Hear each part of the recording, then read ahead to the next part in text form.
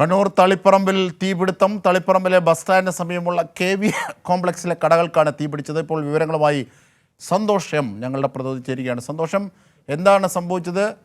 വലിയ അഗ്നിബാധയാണല്ലോ ദൃശ്യങ്ങൾ കണ്ടിട്ട്. അജിംഷാദ്, വൈകുന്നേരം 5 മണിയോടുകൂടിയാണ് കണ്ണൂർ തളിപ്പറമ്പിലെ ബസ് സ്റ്റാൻഡിനടുത്ത ഷോപ്പിംഗ് കോംപ്ലക്സിൽ തീപിടുത്തമുണ്ടായത്.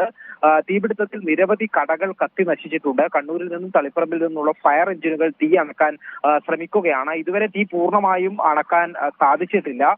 അതേസമയം തന്നെ ഭാഗികമായി ഒരു ഭാഗത്തെ തീ ഇതിപ്പോൾ അണക്കാൻ കഴിഞ്ഞിട്ടുണ്ട്. ഷോർട്ട് സർക്യൂട്ടാണ് ഈ തീപിടുത്തം ഉണ്ടായതിന്റെ കാരണം എന്നുള്ളതാണ് പ്രാഥമിക നിഗമനം.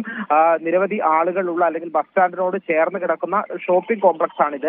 അതുകൊണ്ട് തന്നെ ചെറിയ രീതിയിൽ തീപിടുത്തം ഉണ്ടായപ്പോൾ തന്നെ ആളുകളുടെ ശ്രദ്ധയിൽപ്പെടുകയും അവിടെ നിന്നുണ്ടായിരുന്ന ആളുകളെല്ലാം മാറുകയും ചെയ്തതുകൊണ്ടാണ് വലിയ അപകടം ഒഴിവായത്. ഏതായാലും തീ അണയ്ക്കാനുള്ള ശ്രമങ്ങൾ ഇപ്പോഴും തുടരുകയാണ്. അജിംഷാ, ഇപ്പോഴും തീ നിയന്ത്രണ വിധേയമായിട്ടില്ല പൂർണ്ണമായും, അല്ലേ? പൂർണ്ണമായും നിയന്ത്രണ വിധേയമായിട്ടില്ല. പക്ഷേ അപകടകരമായ ഒരു സാഹചര്യം മാറിയിട്ടുണ്ട്. കാരണം ഒരു ഭാഗത്തെ തീ ഏതാണ്ട് പൂർണ്ണമായും തന്നെ അണക്കാൻ കഴിഞ്ഞിട്ടുണ്ട്. ഈ ഫയർ എഞ്ചിനുകൾ ഇപ്പോൾ തീയുള്ള സ്ഥലത്ത് തീ അണക്കാനുള്ള ശ്രമങ്ങൾ ഇപ്പോൾ തുടർന്നുകൊണ്ടിരിക്കുകയാണ്. പൂർണ്ണമായും ഇതുവരെയും തീ നിയന്ത്രണ വിധേയമായിട്ടില്ല. ഈ തളിപ്പറമ്പ് ടൗണിനോട് ചേർന്നുള്ള ഭാഗത്തെയാണോ ഈ കോംപ്ലക്സ് തീ പിടിച്ചിരിക്കുന്നത്?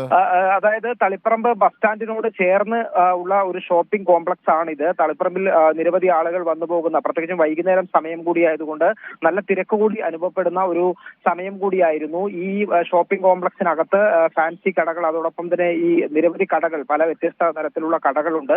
വലിയ നാശനഷ്ടം ഈ തീപിടുത്തത്തിൽ ഉണ്ടായിട്ടുണ്ട്. കാരണം അവിടെ കത്തി നശിച്ച ഒരുപാട് സാധനങ്ങളുണ്ട്. അതേസമയം തന്നെ ആളപായം ഉണ്ടായിട്ടില്ല എന്നുള്ളത് വലിയ ആശ്വാസം കൂടിയാണ്.